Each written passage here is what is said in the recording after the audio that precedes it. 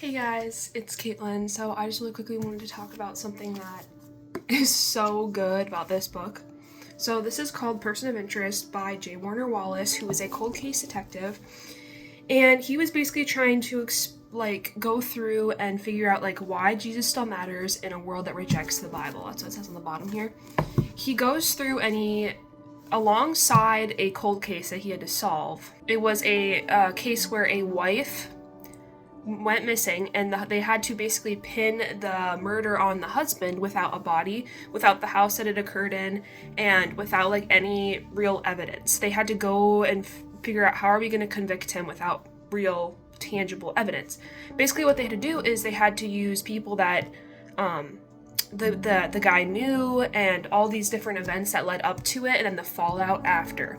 And alongside this, as he's going through and trying to lay all these timelines out, he also goes through and talks about Jesus, and he talks about how history has proven through many different aspects of how Jesus came at the perfect time in history, and he came at the right geographical place, and he also came at a time in history where the Jews were expecting a Messiah with certain attributes, and all of these attributes lined up in Jesus as the person of interest that he talks about.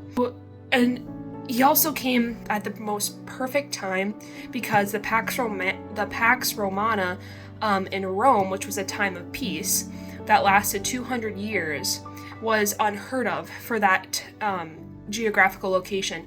All throughout history, before Rome actually conquered a bunch of the countries around it, there was just constant war before Jesus came, constant war after Jesus came. There was just tons of conquering, and it was basically chaos.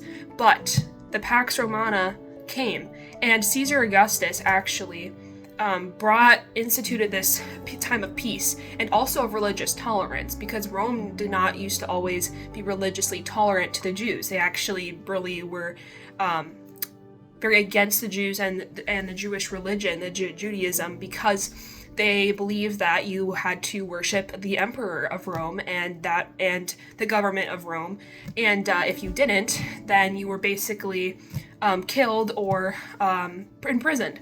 So there was not always a time of peace in the Roman Empire. Plus, there was never always the roads that they had for transportation. They also didn't always have the right forms of communication, like the postal system, which they have. It's like the Publica. It was a postal service system called the Cursus Publicus that the Romans actually created under Caesar Augustus's power. And so without this postal system, a lot of the spreading of the gospel would not have occurred. Also, Rome was the main central hub for transportation, because they built a lot of bridges and roads, which was unheard of. A lot of other countries had never done that, and there have been countries that have tried doing it, and they did not do it very well, and so it didn't actually connect a lot of the different countries. But Rome was able to create such a great road system that they were able to connect their empire with other empires and other countries. And so not only did they have a postal system, but they had the transportation system in which they could spread this gospel, in which the word could get spread around when Jesus came. So if they hadn't had any of that, and if they also hadn't had a written alphabet, or if they didn't have papyrus, and they didn't have certain materials that were used to write things down and to preserve things over time, Jesus would not have his impact would not have been as big. His message would not have spread as far.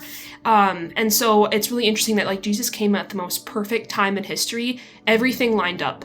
Literally, he also goes, I'm going to do a longer video on this, but J. Warner Wallace goes and talks about the different Greek mythologies, and he proves and literally shows how Jesus was not a copycat savior. He actually had all of the attributes of every Greek myth, and it sounds like, okay, he is a myth because he's copying these myths, but no, it's supernatural. He was following all these supernatural attributes that people were already seeing in their Greek mythology or in these other mythologies, because people were searching for God in different ways. And so not only were people searching for God, but then Jesus, God, came down, and he fits all of them. And he also, not only does he fit all of them, he fits the exact prophecies that Daniel and Jeremiah and all these other Old Testament prophets were literally saying about him. He fits every single prophecy. Like, it's crazy. So I'm gonna do a longer video on this. I hope you guys get interested. I'm gonna finish reading this book because I never actually finished reading it, and I'm going to go through and explain how this has changed the way I think.